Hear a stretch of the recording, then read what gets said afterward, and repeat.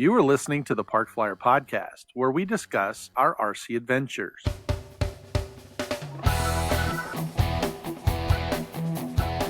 Welcome to the Park Flyer Podcast, where we discuss the ups and downs of the new RC Flyer. Join your hosts, Michael and Jay, as they take flight at the park. Now on with the show.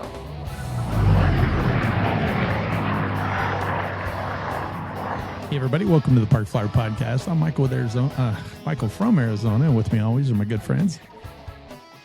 Jay from the low country of North Carolina. South Carolina. And Shannon G in Mate.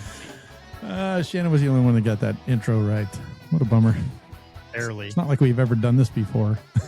Just one of those Who are you guys? crazy weekends. I don't even remember my name. For those of you, yeah, I know, right? For those of you, welcome. If this is your first time, welcome to the Park Flyer Podcast. If you're an avid listener, we appreciate your patronage. Thank you very much once again for listening to us. And it's a new week. We got some really good stuff on the horizon. And we want to give a special, shout out to all the listeners that have contacted us and sent us emails. We appreciate all your feedback. And it's always good to hear from our listeners. So if you haven't already subscribed, we have a YouTube channel. And our Facebook page that Shannon runs. It's pretty good. So, but anyway, this week we have some things coming up, but I just kind of wanted to touch base. I got this new XBC200 smart checker. This was one of the new, I know, right? The new things from Spektrum. It's their smart technology. It basically is a battery checker, a servo tester, and a receiver tester, which is it's like grease lightning. It is. It's very, very amazing. I know that they had the XBC100 out there, but I wasn't really. I mean, I looked at that one, but I would have had to buy that one and then a servo tester at the same time. And when I was out at the hobby store, the guy showed me this one, and I was like, maybe I'll give that one a try. So I have used it this last weekend. I'm putting together the big, 33% comp ARF, and I'm working with these gang. If you're on YouTube, you can see them, but they're the gang servos. They're all in one piece there. They work together, and this was able to kind of see what the endpoints were and kind of get some of it initially set up. But I was able to check them and drive them and do all that stuff right from here. So. It's a pretty neat little unit. I've had fun so far playing around with it. It does both the smart batteries, so it's got all three hookups, right? It's got the IC20, the IC30, and the the IC3 and the IC5. If you have a smart G2 battery, you can just plug it in. It will come up and show you the all the data and the information. You can set your discharge rates. You can set, some of the smart ones, they have an auto discharge down to a storage charge after 72 hours. And you can set that rate from this little unit. If you don't have a smart battery, it does have the section where you can plug it in and see, and then you can actually balance your sales with it. So it's a neat little unit if you haven't used it yet. Does it actually, when it looks at the battery, it says this battery's number is A349, and we'll call it whatever you want to call it, or you can name it, give it its own name, Gary or something, so it knows that particular battery's. Yeah, it's not quite smart enough to do the battery naming yet. I know they were talking about something like that where you could actually name your batteries. Well, I have that with the bat airs, where you plug them into the balance port, and each one, and you can check it with Bluetooth, and it links up with ISD. So I know there's possibilities, but it's not quite there yet with just the standalone batteries. Yeah, the smart ones do have, kind of really cool technology in the new Spektrum G2s that you can do a lot of really cool stuff with. I like the fact that you just plug it in and it just reads all the data. Now on my charger, the one that I just got, that one you can actually look at the data. Like you can look at the highs, the lows, if it's been overcharged, undercharged, overheated, and if it got too hot, if it didn't get hot enough. You can look at all of that data, which is really super cool. But with this little unit, I haven't seen that on here. There's only a clicker. It's got 3 buttons. One's a menu button and then an up and a down arrow, so that kind of moves up and down your menu. But yeah, it works kind of cool. It's got the servo checker. It actually shows what your I'm not really quite sure. Maybe one of you guys know, when you plug your servo in there, it's the center is at 1500 US. What does the US stand for? Oh, I used to know this. It's like micro something. It's microseconds or something. Microseconds. Yeah. I think that's what it is. But anyway, it will show you where the servo is, and then when you move it, you can actually change the microseconds to where the endpoints will. It shows you where the endpoints are. Free Sky radios, that's how you center them. Correct. That MS. So yeah.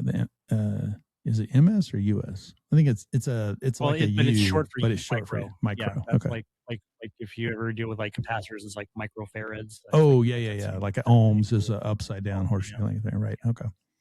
But yeah, it's really cool. I have not tested the receiver checker yet because I just didn't have an extra receiver laying around. That was the normal one that we plug in. But I did get one. I just ordered one in the mail. It's the AR630 to 6930.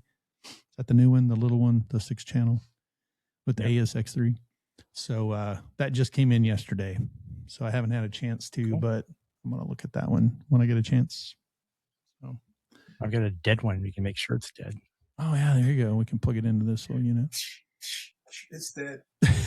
Well, smack it around. The Sukhoi, we crashed at AEF. I got a new one, and we talked about that. But when I went to try and just plug the receiver in, nothing. And I never did anything with the old plane and that receiver, so I didn't realize it was just dead. So it hit hard enough that it's out. Oh, well, yeah, we can try that. And when we get together, we can see if it works. I still have to kind of check and see how that whole thing works, because it doesn't, I don't know how to put the receiver. I have to look it up. I don't have to put the receiver in there, but I think the receiver plugs in where the servos are and it just reads it. Pretty sure it does. But and then it's got a USB-C, so you can update it. And I was just actually online right before this podcast looking at the updates. This one's already updated because I just bought it. But if they do come out with new updates, you can do it via USB-C and a laptop. So it's pretty cool. So yeah, if you haven't already seen one, it's a XBC200 smart checker from Spektrum. It's their smart technology. That's what it looks like here. And it's an amazing little unit. I've had a good time, playing around with it since I got it about 2 weeks ago. And it's available online at your local hobby shop. Yeah, it is. It is. Yeah, I actually bought mine at Duncan. So Duncan's got it for me. But yeah, I know that Horizon Hobby right now is running a special. They've got 30% off on a lot of their products. So yeah, if you were interested in it, give it a look, and it's great for your your bag. So you just throw it in your bag and it does all 3 of those things, and you don't have to carry around.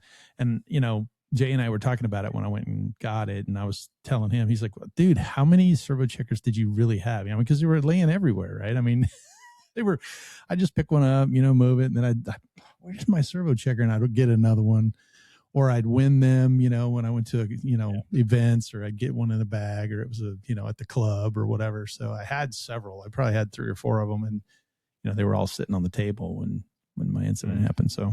So this is kind of nice that I have it all in one, and it fits perfect. There's a little slot in my transmitter case now. I can just drop it right down there and it fits perfect. So yeah, it was kind of cool. I've been enjoying it so far. So, and then Jay asked about the big comp ARF, where that one is. Not even close to being any type of park flyer, but it is since it's a 33%er. Stellar Air Park flyer. Yeah, I have to tell you that it's super hilarious. I chatted with the DA guys, right? Because I had a motor that I sent down there to get repaired, and it had been kind of destroyed in the fire. I wanted them to look at it, and the guy I called him to see if they'd received it. And he said, yeah, we got her sitting on the bench here, and I said, okay. He goes, yeah, it looks pretty rough. And I was like, well, it got caught up in the fire in my thing. And he's like, oh, after I explained the whole situation, he was like, okay, well, this makes more sense. He said, I was about to give you just big rash of the fact that you've been flying this thing. It looks like it's got 200,000 miles on it and you've never, done anything with it. It looks horrible. And I go, yeah, I said that it's really, not. It's got really low time on it. I just sent it in there to see if there was a possibility of saving it or whatever. And he's laughing. He goes, yeah, we got this. And we pulled it out of the box. And one of the guys goes, oh my gosh, that dude flies every day with that thing, I was like, no. He's like, dude, he's really beat it up.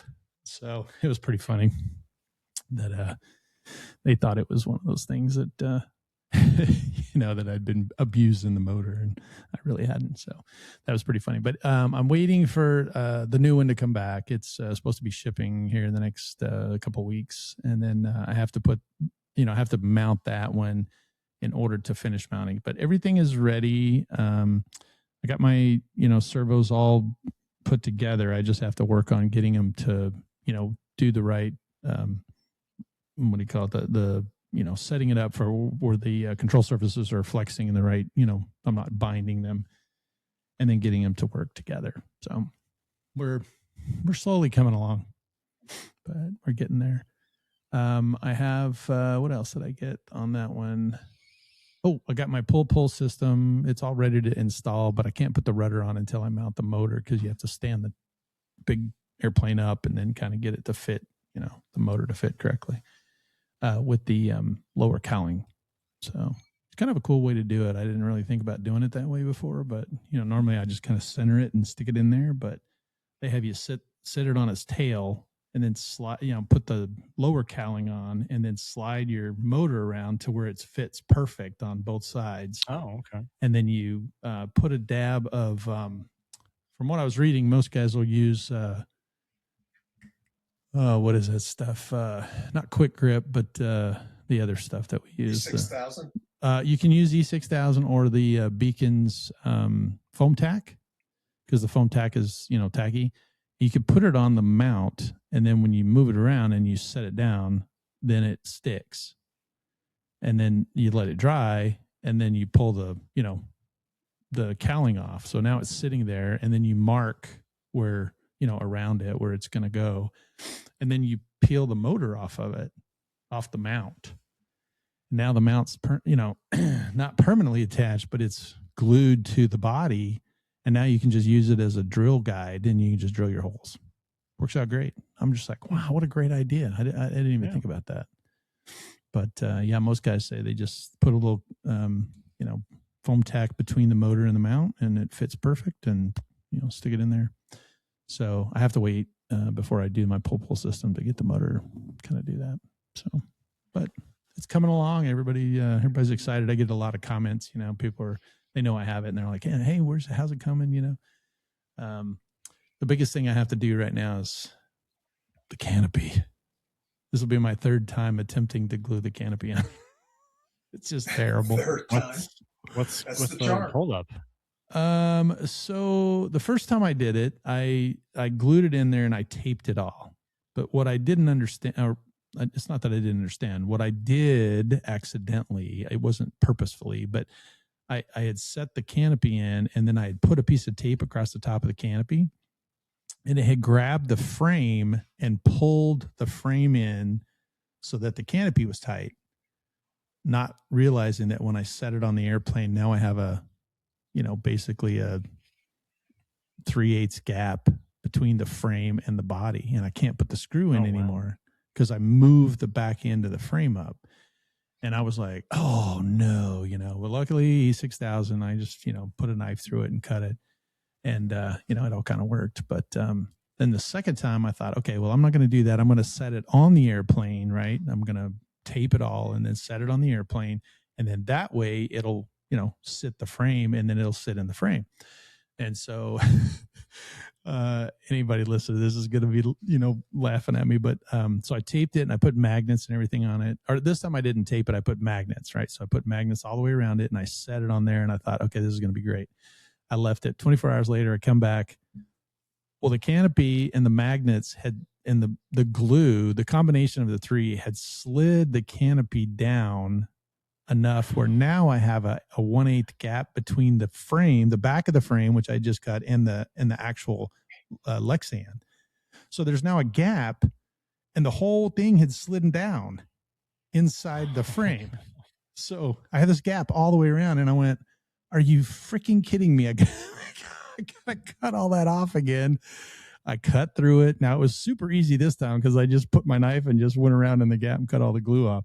But then I got to remove all the glue, right? So I'm sitting there with the canopy doing all that. So that's, like second time. And then the third time I was kind of like, okay, I'm going to try this. And I went out and I kind of mocked it all up, and the dog jumped on me and knocked the canopy off. It hit the ground and scratched the crap out of it. So I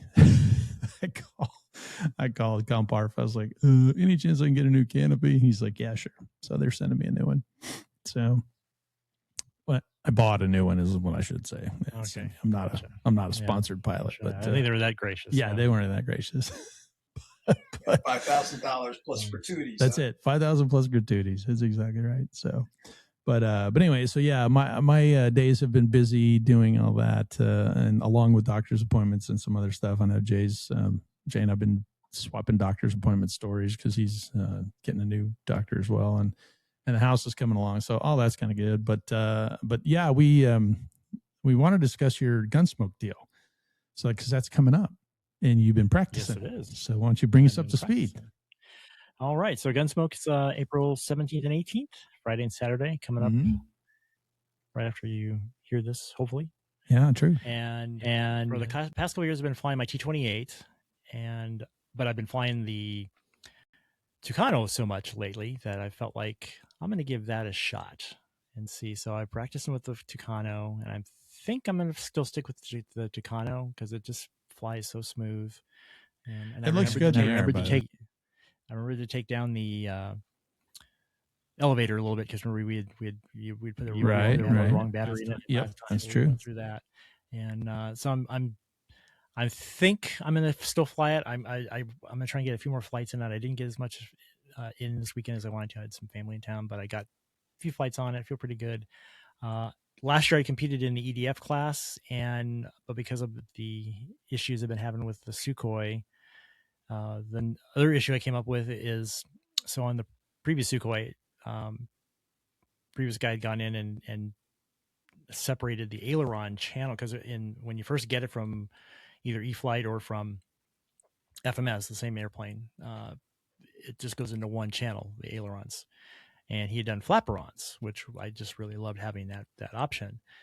And the way it is on the FMS version is it's one long, each side plugs into the very tip of the aileron channel that goes into the receiver. So it's two long ones, and then they go into these little mounts on the wing. Well, they're put in from the front, not pulled out from the back. So I either got to cut the mounts and put them back together, or cut the wires. But then I can't. The way the channel is, I can't dig. I was going to pull them through. I was going to put servos on there and pull them through. Right. Or servo extension, I should say. Yeah. So I'm kind of stuck. So I think I'm just going to scrap the EDF class and just focus on one this year. So. But I'm definitely going to have to flying. Couldn't you just cut the foam and then stick the foam back in there? Like if you made a channel, you just kind of cut around the channel. It's good. It's just gonna, it's better to look good than to feel good, right? Yeah, that's true. No, I don't know.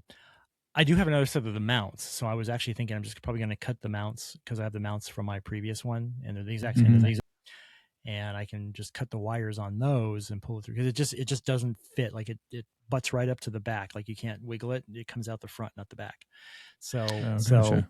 I'm gonna play with it, but I'm not gonna have time to do it. I mean, I could possibly fly my good old trusty E-flite F4. Yeah. So we'll see. I'm on the fence, and I know how that thing flies, and I can do all the maneuvers. I've practiced with it before, so we'll see. But, and you won with the T-28 before, though, right?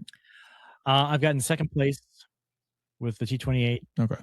I feel confident enough with the Sukhoi or with the Tucano, mm-hmm. and I got second place with the Sukhoi. So yeah, it's kind of hard to switch up. But I'm thinking the Sukhoi is the Tucano. I keep getting things messed up my head.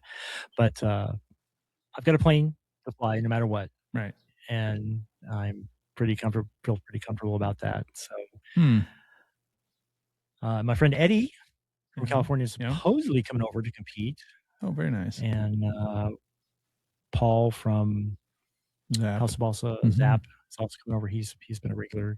We've got some guys coming from Colorado, I think from Washington and Oregon, and of course the local guys that'll compete. Matt Ventura usually competes, but he actually is on his way out of town he's moving to Florida, and he sold his house, and he's on his way out. Actually, I get the honor of taking him to the airport for his last flight, and I said, "You're going to get roasted like you've never been roasted before." With your wife in the car too. That's awesome. And he's like, I'm gonna tell her to be nice. I go, I already told her, and she's like, I'm not gonna be nice. Yeah, that's awesome. We're never get that with Matt, but yeah, we actually had a pretty good time with him because we found out he was moving when we were at the Electric Festival, and we were prodding him pretty good. Oh yeah, he's been getting it left and right. Yeah, that was pretty funny. So, but yeah, so I'm excited about Gunsmoke. I think I got a good shot at doing as good, if not a little better. Than because if I'm going to compete in the Pro-Am sport, there's two classes that are the club classes, the EDF one, and then the ARF class. But my Tucano more suits the ARF class. I think just because I've already competed in, my goal is to get the Pro-Am Pro, and then I've got other planes I'll fly next year that would better qualify for that. So if I can stick with what I'm kind of working at, I'll. Very nice. Well, that's exciting. We can't wait, and I'm pretty sure I have an open weekend, so I might sneak out there, and we can do some coverage out there as well from Gunsmoke. That'd be kind of cool. So that'd be awesome. Yeah. And then a few weeks from that, we actually the week after, our field gets resealed. Oh, nice. So we're getting the whole HA5 treatment done. We just cleaned up the runway a little bit, and they're going to do a little bit more cleanup on it. So that will be done. And then the following weekend, and then following after that is the E-Jet days. And right, okay. So you got Gunsmoke, then you're going to clean up or resurface the field, reseal it, and then you got the Jet days, and that's all electric as well. We've been doing that about 5 or 6 years now. It's a good event. Just all electric jets, and run whatever you want to fly. No turbines, even though there's an electric motor on the front of your turbine to start it. That's true. Doesn't count. It's got an electric motor. Yeah, it spins around. Powered. Wow, that's kind of funny too, because I was while I was actually getting ready to start this podcast session, I was looking at the new A10, and I just fallen in love with that thing. I don't know why. It's the version 2 from Motion RC. Yeah, it's pretty sweet. It's just nice. It's got the flashing lights in the gun and the new landing gear that's all milled out. It's got lighting. It just looks great. So I actually just got another A10. You did? Yeah, there was one that was listed. It turns out it was one of the old LX or Skyflights. Oh, yeah. But it was really, really cheap, and it was like I can probably resurrect it and just have a fun little A10. Mm-hmm. And or if worst case, I'll just put it in the club raffle. There you go. For what it was, and I was like, at first I thought it was a free wing, and then when I finally looked at it, I'm like, no, it's LX, but we can have fun with it. Yeah, there you go. That'd be kind of cool to see. Well, congratulations. Well, I don't know if I can get that one here in time. I'm still toying around with it, but maybe I'll show up with a new A10 V2. Who knows? There you go. So the new F-22 V2 is pretty sweet too, with the same light. That's a pretty cool looking plane, because I've had the previous one and I really enjoyed it, but I had too many airplanes at the time. I'm like, okay, one's got to go. Right. Didn't you say you had too many what? Yeah, I know. I know how to solve that. Yeah. Mike's got the best solution for that. I do have the best. So you want to get rid of your airplanes? Start from scratch. Start it from scratch. Yeah. Speaking of scratch, one of the items that I got at the auction was this little Park Flyer type. It's a EPP foam pattern airplane that was in the box, and I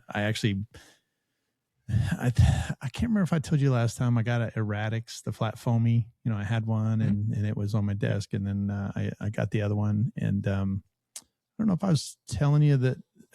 Did I tell this in the last episode? I don't think I did I? Okay.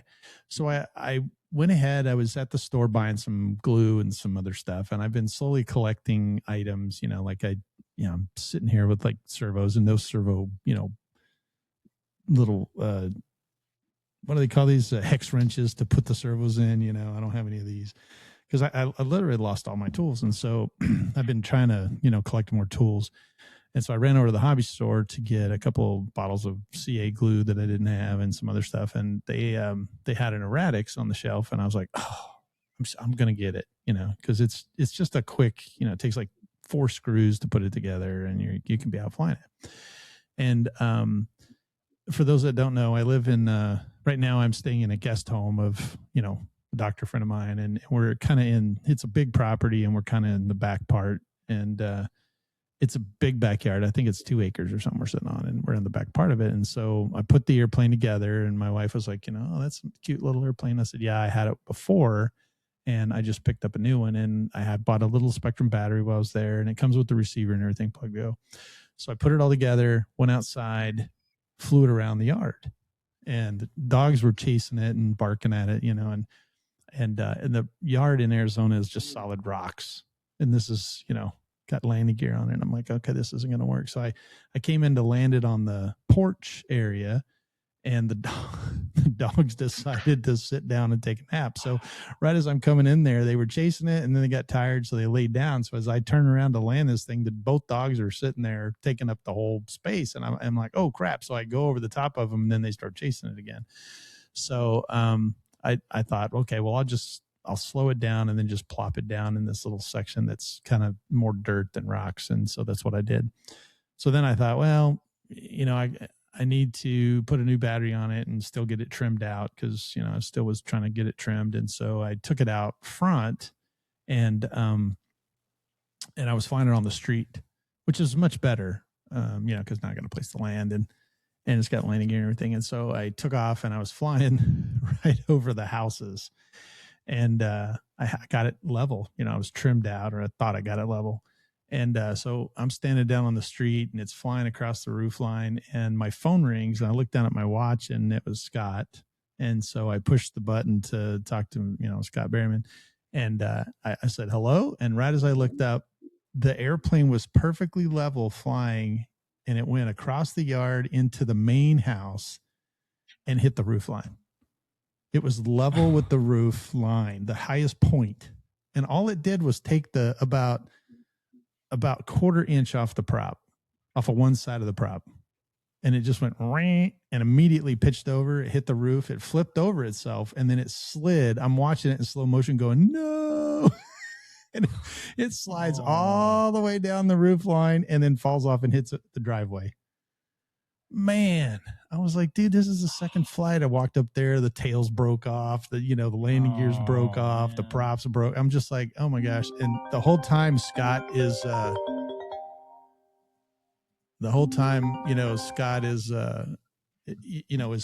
on the phone going, what just happened? What just happened? And I go, I just crashed the Erratics. He goes, get you some glues to get back together.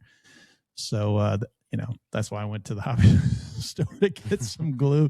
And, while I was there, I grabbed some other stuff, but, it's back together.